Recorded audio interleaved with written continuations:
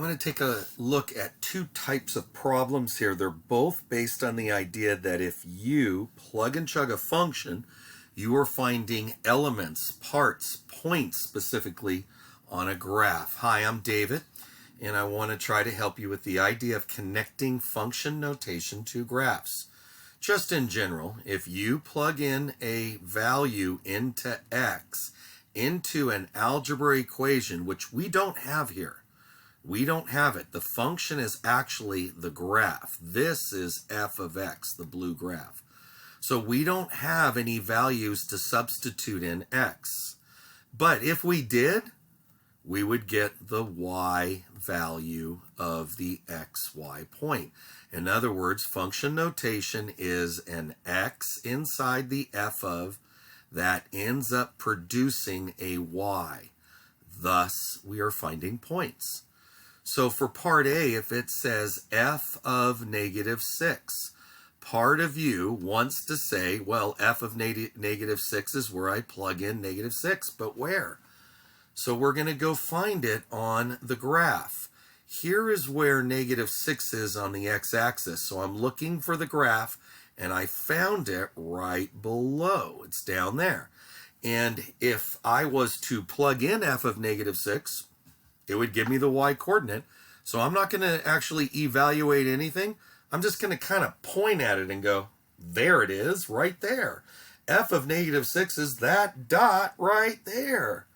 What's the output? What's the y value? Negative 3. So that's the answer to that. Where's f, I don't know, what is f of positive 6? F of positive 6.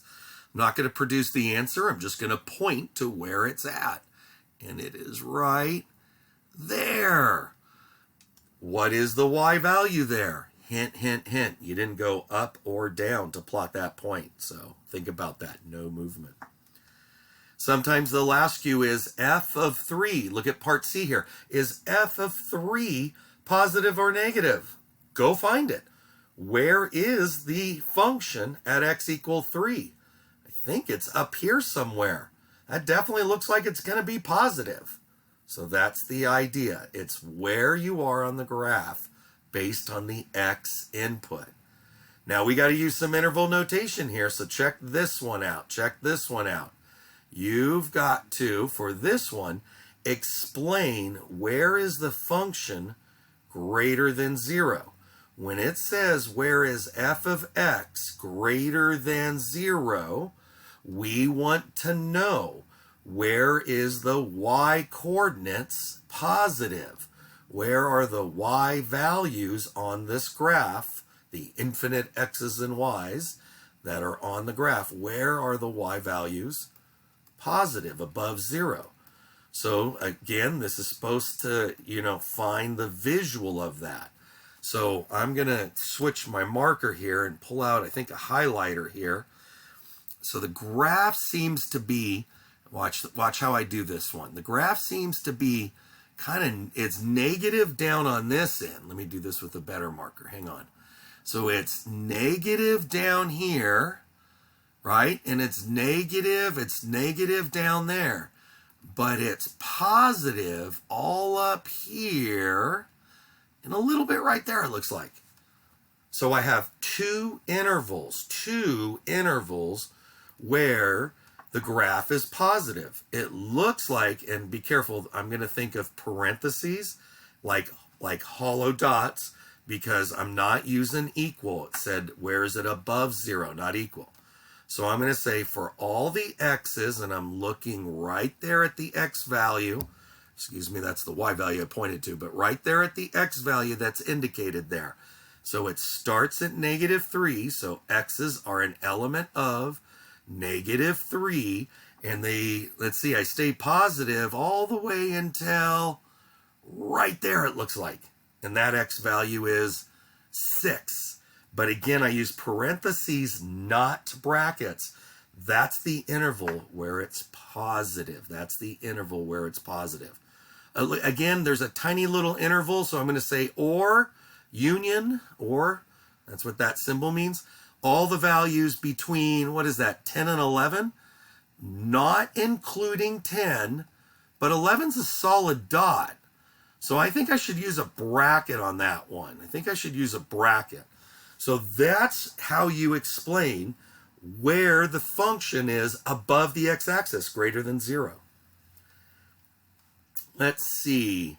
I think you can answer most of the other questions. We've talked about domain and range and x and y intercepts quite a bit. For this one and the x and y intercepts, you just kind of point at them.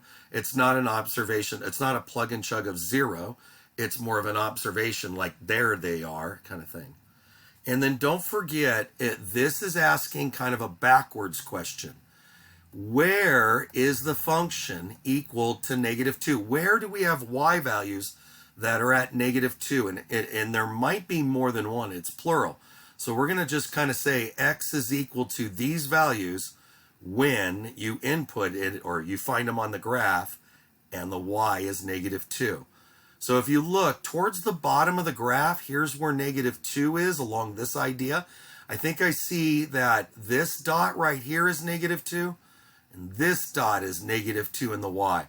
So I'm going to say at x equal -5 and 8 for those values. Just a bit more here.